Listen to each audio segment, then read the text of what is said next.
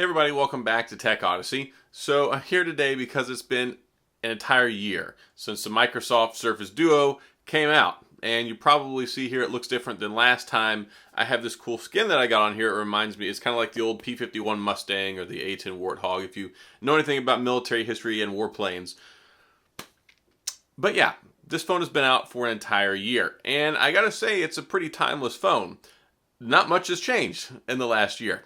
Now, I don't want to give it that bad of a rap sheet, but it still doesn't have Android 11, and it debuted with Android 10, and most of the rest of the world is getting ready for Android 12. So, I'm not going to jab at that too much here. It's just the beginning of the video. But I wanted to reflect back on it, talk about some of the cool things it brought to the table, talk about some of the failures, talk about just some general stuff about the phone, because a lot of people really wanted this phone to succeed, and some people really do care about it a lot, although I believe it's probably one of the biggest failures in years. Anyway, but we're going to talk about it in this video. And before we get into that, I do want to say, if this is your first time stopping by the channel, thank you for being here. If you enjoy the video, please hit the like and the subscribe button and the little notification bell if you want updates when new videos come out. And hopefully you like the new lighting. Kind of doing some stuff here, so hopefully it pans out well.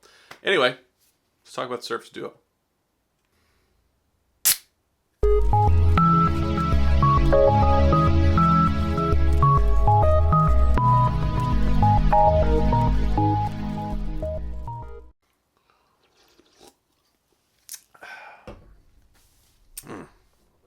Love me some ginger ale. Anyway, so here we are at the Surface Duo. I got this neat little skin on here. One of the reasons why is because it doesn't really have cases. You can't really get cases for this phone. It's a very interesting design because it goes like, ba-dow, that. And when you look at this, it's very, very different from anything else out there in the smartphone market. I mean, I even have my Fold 3 right here, and they're just completely different phones. And that's cool. Like, 2020 gave us some really cool phones, the Duo being one of them, and it even works better, and I would say is much more complete if you have a Surface Pen to go with it. And I've got the Surface Pen Slim. I like this a lot. I ended up getting it after the fact. Novel thing that Microsoft tried to pull off here. Basically, their idea was, we're going to give you a Surface line product that isn't quite a phone, that isn't quite a tablet, that isn't quite a computer or laptop, but it's kind of a blend of all three, but it's not really a phone. But it makes phone calls. And I think a lot of the frustration with this is that it just took them so long to get it wrong. And I think we kind of figured this out. Originally, it wasn't intended to be running Android. It was going to be running basically Windows, at least to my understanding. And then they decided to do this whole Android thing. The software experience from the get-go was fraught with disaster. And whenever they first put this thing out, we saw the preview that the creators were getting, that like Mr. Mobile and MKBHD and iJustine, all these people, and they were like, hey, here you go. We have the Surface Duo. But you can't see the inside. Well, you can, but we can't turn the screens on because, you might see that it's janky. And that was a particular problem. I, along with a couple other people, once it ended up out on store shelves, and this is where Microsoft messed up. They gave them to these content creators and said, don't let them see the screen. But then the phone got some demos out there. The phone wasn't quite available yet. But I went to Best Buy and you look at it and you're like, boys, this is bad. And yeah, it just never... It took way too long for them to fix a lot of that stuff. A lot of it was the operating system. Wasn't refined. Wasn't polished. It was just some stuff that was problematic, and to this day still has some issues here and there, but yeah, I don't want to focus on that too much. The phone itself, there was a lot of hope in the beginning. Everybody was like, yes, Microsoft is making this cool two-screen phone, and then that turned into, what is going on here? And that turned into, well, hopefully the next one works out better. I hope it does. But from the get-go, it came out with outdated hardware. I mean, it had the Snapdragon 855 when everybody else was using the 865 Plus. 6 gigabytes of RAM for a two-screen multitasking phone. I mean, we're talking like two 5.6-inch displays here that can run independently of each other, and that's cool. You have a fingerprint sensor over here on the side that sometimes wants to work. Basically, it's made out of plastic sandwiched in between glass. Also problematic because when you look at the charging port here and you have a plastic charging port with a metal cable that goes in there, people's charging ports were starting to crack. And it just, mine kind of started to bow out a little bit whenever I had my first one. This is actually my second one. I figured out what the thing is that's going on here is because the hinges makes the screen higher than it is over here where it meets. So less of a problem if you actually use the bumper case. Not a big fan of the bumper case, so I don't have that on there. But the plastic is actually pretty soft. I have a bunch of chips and dings in mine. Like there's actually some very noticeable ones that you can't see on the screen. And then the glass just would get micro abrasions if you breathed on it too heavily. And then the hinge, a metal hinge on a plastic body. People are having problems with that too. So their heart was in the right place, but I think it wasn't quite connected to their brain. And then, of course, it was like almost $1,500, which was the other problem. So you have this phone that had janky software when it came out. It was dated, and that's automatically bad. Like, not in reality, but, I mean, kind of in reality, because when tech YouTubers get a hold of it, you say, here's this $1,500 phone that's running a 2-year-old processor. Why? It just didn't make a lot of sense. And then people are like, well, the Microsoft Surface crack engineering team are amazing. They're going to do great things with this. And then it showed up and great things weren't apparent. And then instantly tech YouTube like put the kibosh on it, never talked about it again. And there were some smaller people like me who decided to buy one and make videos about it. And I did something I thought was going to be a lot bigger deal than it was going to be. And here, I'll show you this video clip real quick, but I actually unboxed this in a plane. Like, I paid to go into a plane, to go up and unbox this in a plane. Here, check it out. Let's go back.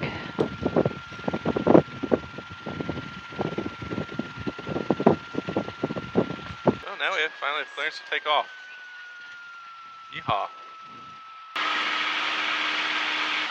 Alright, so now that we're here at about 1,200 feet, we'll go ahead and unbox the fancy Microsoft Surface Duo. Of course, you have to bear with me here a little bit because we are, flying around in a plane. Alright, so here we have the Microsoft Surface Duo. Go ahead and flip this back to, there we go.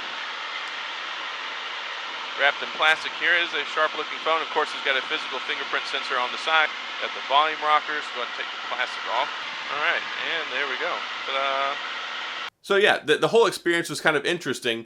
I actually have a friend of mine who I used to work with. She's a private pilot. She teaches lessons. So I thought, I'm going to do something cool. I'm going to do something that people haven't seen before, especially not from my channel for one, or two, a channel of my caliber at that time.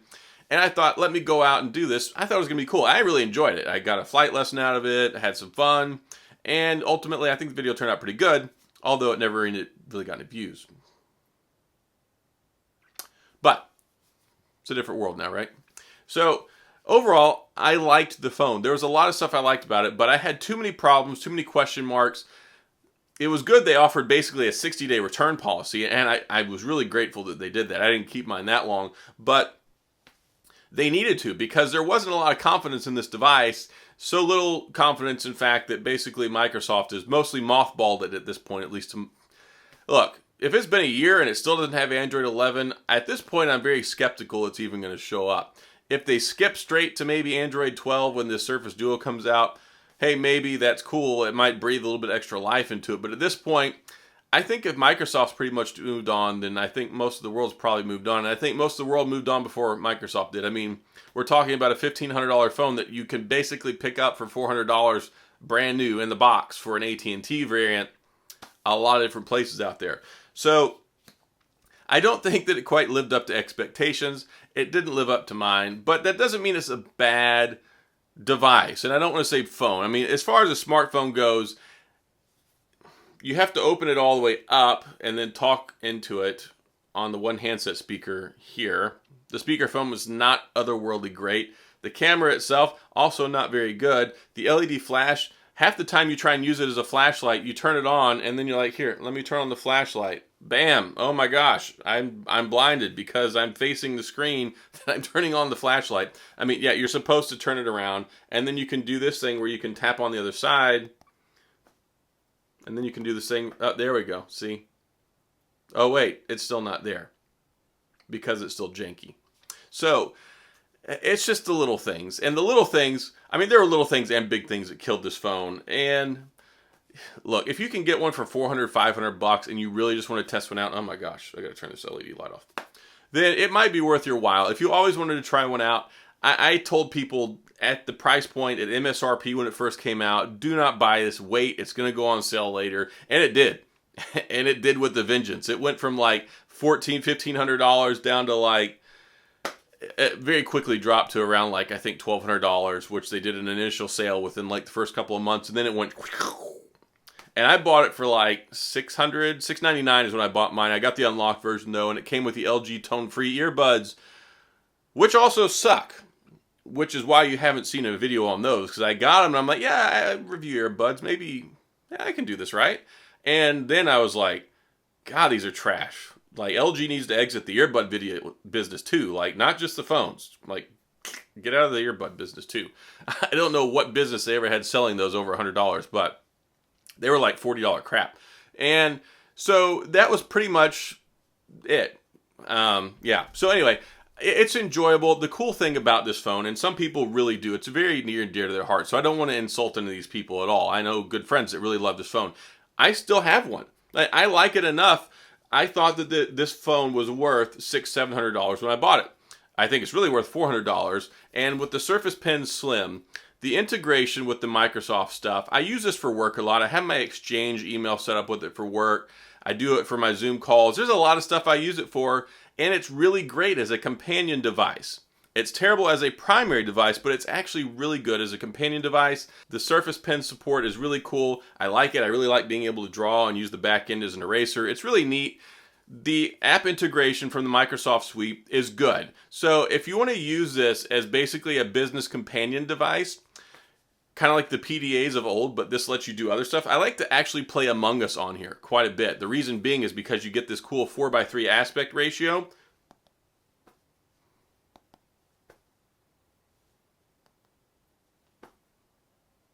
That you could play on the other side of the screen maybe. And it's fun to play. It's cool for gaming. It's really good as a basically Xbox console because you can use the bottom screen as the controls and the top screen to play. For the one where you can use the virtual controller, you can connect and use a Bluetooth Xbox controller with it and use it that way too for the Xbox cloud-based streaming on Xbox Game Pass Ultimate. There are some really cool things you can do with this. People have found really novel and inventive ways to take advantage of this whole dual screen landscape. And also with the inclusion of using the Surface Pen, there are a lot of things it does well. I like it for taking notes. I like it for doing work stuff. I like it especially for email. I really love it for that. And having the ability to use two screens is cool because a lot of times when I use it, I like to have like YouTube on one screen. You can do that by selecting the ones that you want to use, or you can create custom icons that have two different apps already loaded. Like here's a preloaded one already, and it pulls up two of them at the same time, one on each screen. It's nice because you can set those up yourself, not just the ones that are pre-set up for like the Microsoft Office suite stuff. But the phone as a multitasking tool is actually pretty darn good, and I especially like it when I'm doing stuff late at night. I'll have YouTube or something else, like maybe watching a movie or some Netflix on one screen, and then on the other screen I'll be doing some work. I like using it for my emails, for work, and for sending documents back and forth, for editing stuff. I like being able to use the Surface Pen. Super great, especially with all the stuff you can do with notes and the notepad and saving things on there, being able to draw and also handwrite stuff. It's so much better than typing. It feels more organic, and it reminds you of what it's like to be able to sit there with like a pen or a pencil and take some notes. And then the back end of the Surface Pen you can use to erase, so I like that too. There are some good things here. A lot of people that do really like this phone, they enjoy using it as their daily driver. Again, I kind of think it's a better suited for a companion device. I know it's a really expensive companion device, but when you look at it about the $400 to $600 range, if that's something you're in the market for, it's pretty much perfect for that. It's great having a regular phone and then tying this one in and having all these great things that you can put together and use. So there is a purpose and a place for it, I think.